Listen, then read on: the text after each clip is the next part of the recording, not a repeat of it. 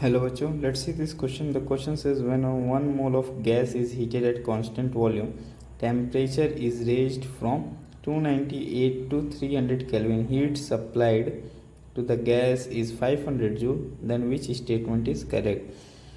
And option 1, that is A, it is given Q is equal to minus W is equal to 500 joule and delta E is equal to U is equal to 0.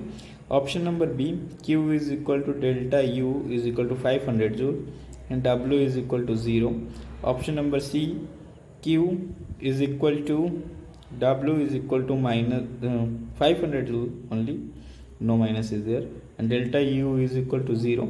And option number D, delta U is equal to 0, delta Q is equal to delta Q is equal to W is equal to minus 500 joule. So इस question में हमसे पूछा गया है कि एक मोल अगर gas का जिसे हम एक कांस्टेंट वॉल्यूम पे हीट करते हैं और हीट करने पे कितना टेम्परेचर रेज कर रहे हैं 298 टू 308 केल्विन और इसको कितना हीट सप्लाई कर रहे हैं वो है 500 जूल. तो इन चारों में से कौन सा स्टेटमेंट इसके लिए करेक्ट होगा. तो चलिए इस क्वेश्चन को सॉल्व करते हैं. सो इस क्वेश्चन का जो की कॉन्सेप्ट वो है from the first law of thermodynamics.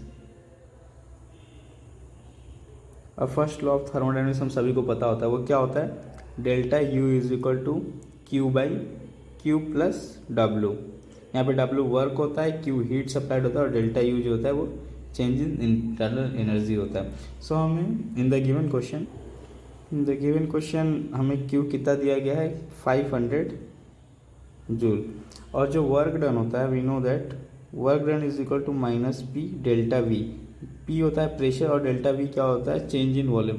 हमें यहाँ पे दिया गया कि कांस्टेंट वॉल्यूम यानी कि नो चेंज इन वॉल्यूम है. सो यहाँ पे since delta V is equal to 0 so work done also भी इक्वल टू 0.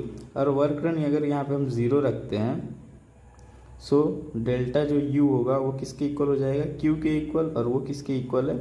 500 जूल के इक्वल. सो यहाँ से हमें हमारा आंसर मिल जाएगा. So the final answer to this question is option number B. I hope you understood it well. Best of luck.